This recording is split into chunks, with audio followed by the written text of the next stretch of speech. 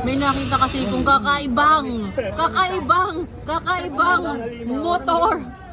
Anong tingin niyo dyan guys? Motor ba dyan o bike? Bike ha?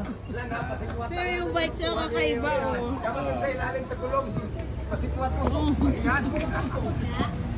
Sine-checkpoint Diba? niya yung mga pulis eh. Pag may gusto may paraan, pagka gusto niyo maging iba yung bike niyo. Paano mo nagawa yan kuya?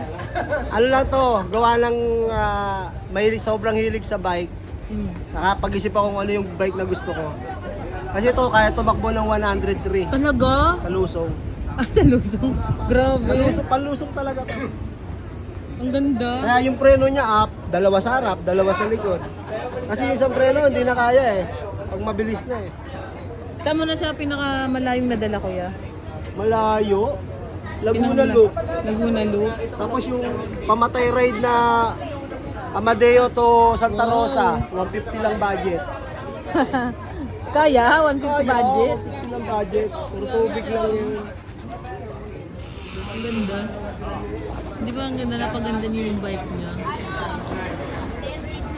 Tapang, Di ba tinesting yan lang, Nissan? Meron ka ba na iuwin? Ano yata ano? kaya ganyan, kung anong gusto niyo sa bike niyo, kaya yung gawin. Kaya ni kuya. Para-paraan lang. Hindi siya patakbuhin eh. Thanks. Thank you kuya.